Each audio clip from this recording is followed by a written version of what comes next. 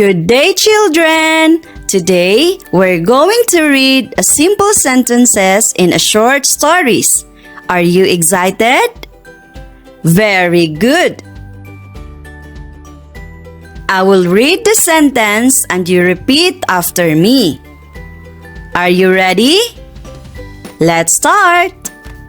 This is Anna. Your turn to read. She is beautiful.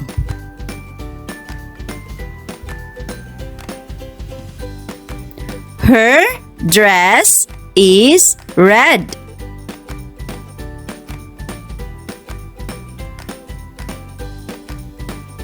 She is going to a party.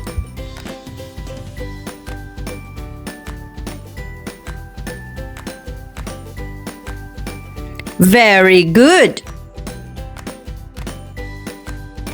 And now, let's read it together. This is Anna. She is beautiful. Her dress is red. She is going to a party. Very good. Repeat.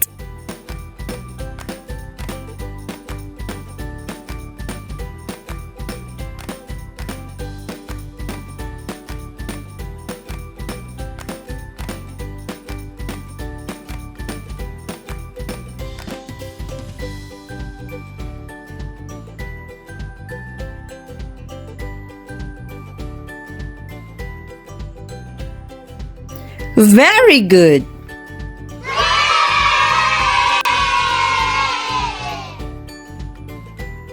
Children, let's answer the following questions. Who is beautiful? A. Anna. B. Dress. C. Shoes.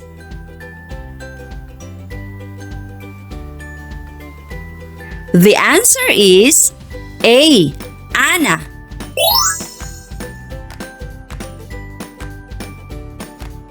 What is the color of Anna's dress? A. Black. B. Red. C. White. The answer is B. Red.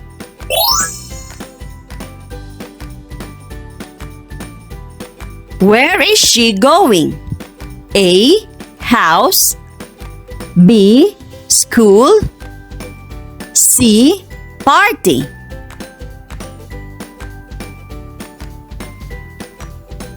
The answer is C.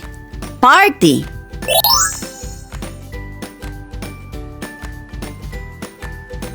This is Pat.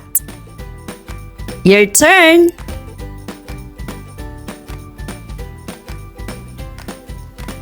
Pat has a cat.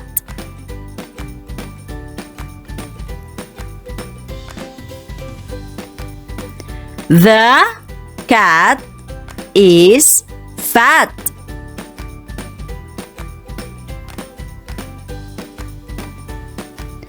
The cat sat on the mat.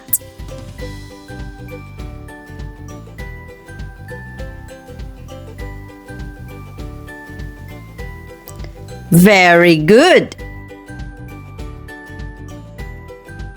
And now, let's read it together. This is Pat. Pat has a cat. The cat is fat. The cat sat on the mat. Read it again, children.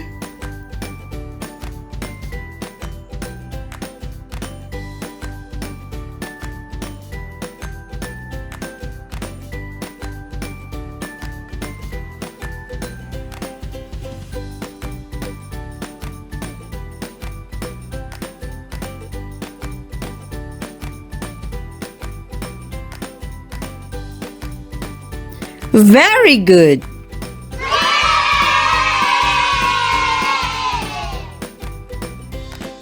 Children, let's answer the following questions. The first question is, who has a cat? A. Pat. B. Matt. C. Pet. The answer is A. Pat.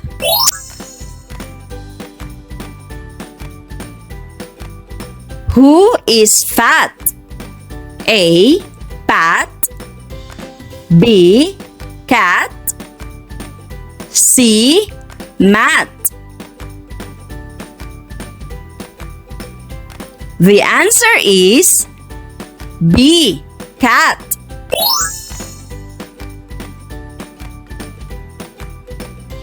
Who sat on the mat? A. Pat. B. Fat. C. Cat. The answer is C. Cat.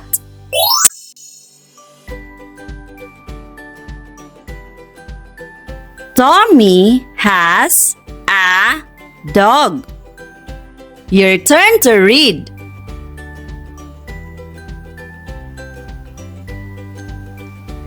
His name is Ben.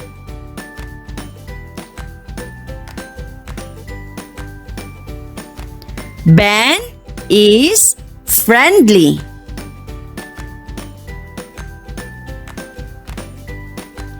Tommy and Ben are best friends.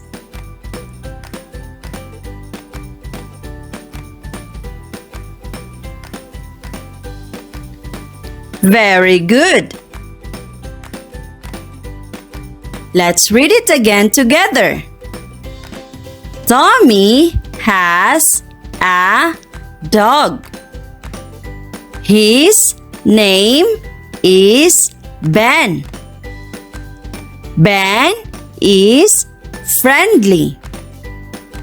Tommy and Ben are best friends.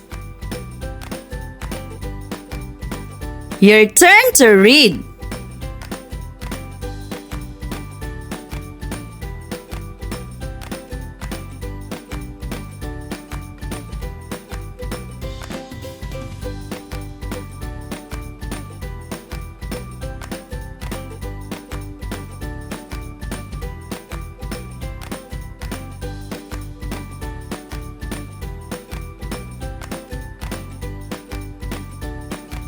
Very good.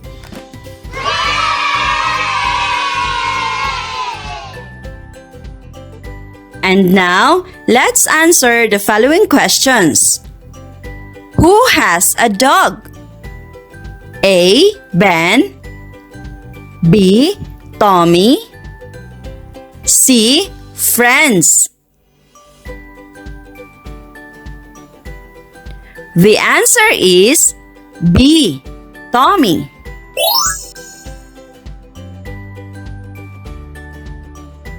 Who is Ben? A. Dog. B. Tommy. C. Kid. The answer is A. Dog.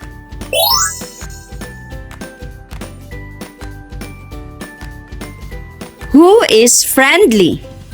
A. Friend. B. Tommy. C. Ben.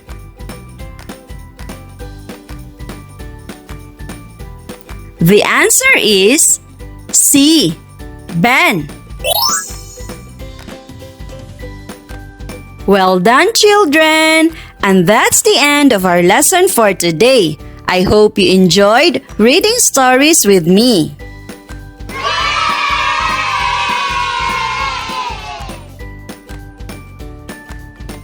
Children, Now that you've learned from our today's video, don't forget to like, share, and click the subscribe button.